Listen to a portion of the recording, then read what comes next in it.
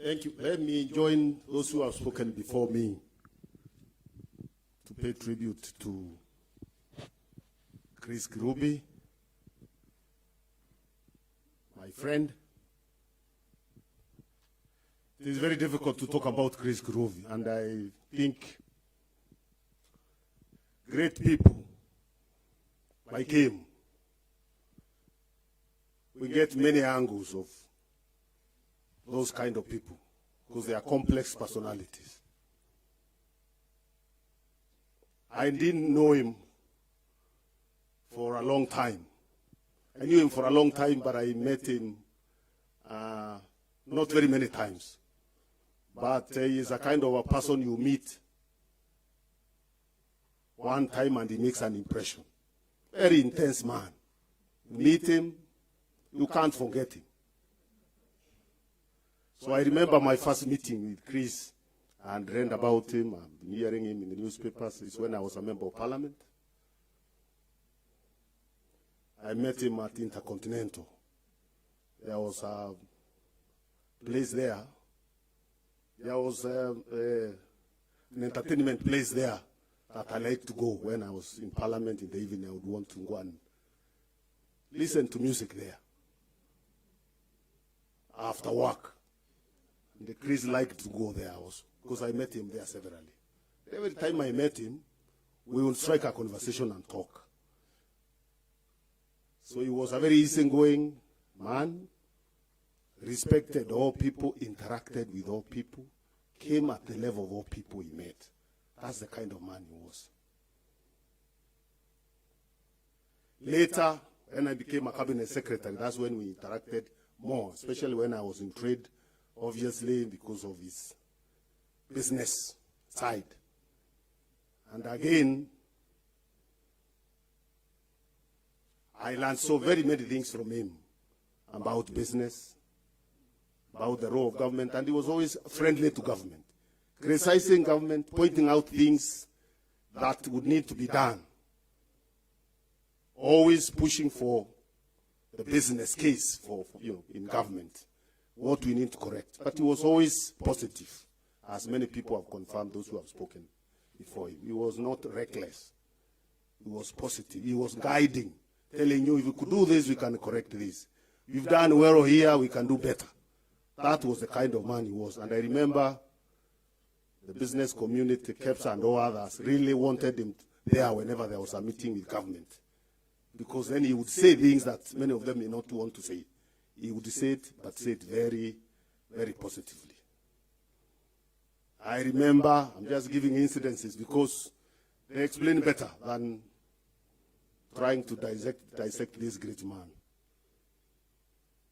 I remember I spent, and I think that time he was already unwell.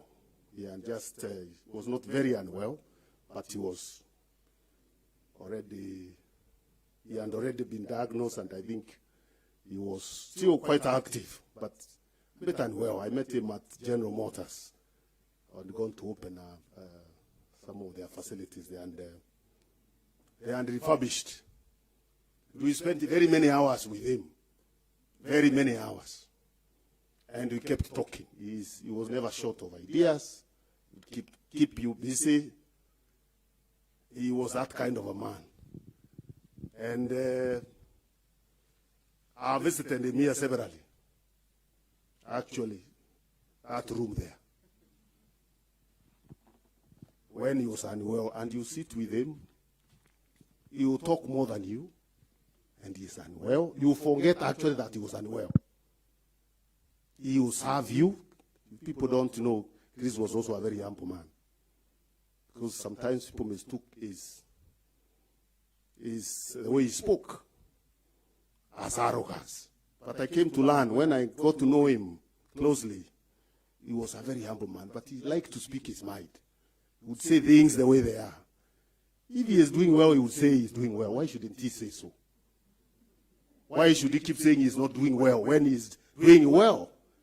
He was one of the biggest investors in this country, indigenous investors, businesses that have employed the people, businesses that are transforming our economy. Now, if he says that, or you show couch and thinking is that this man is bragging. But you can't be bragging if you are saying things the way they are, isn't it? That's how he was. And the last time I met him, that's the last few days when I was meeting him here, is when I learned he was also in agriculture. I never, thought of Kirubi as a farmer. I knew him as an industrialist, But then we had a conversation on agriculture here, and I couldn't believe his knowledge about agriculture, what he was doing. The last conversation, he was actually going to take me to his farm. He showed me what he's doing with his bananas, the irrigation, the avocados he's doing. I couldn't believe it. And then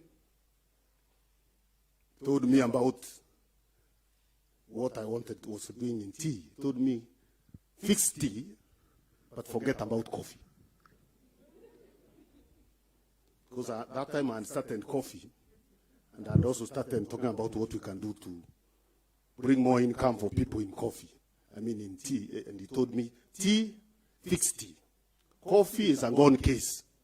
It has too many cartels, and you will not succeed. You may not succeed dealing with those cartels. I remember that, and I remember that very strongly. But I told him, Chris, even coffee I'll fix. Even coffee. Later when we met and I told him prices had gone up for coffee, he was very happy. So that is the kind of man. And I want to join those who, especially what Joan Joy said,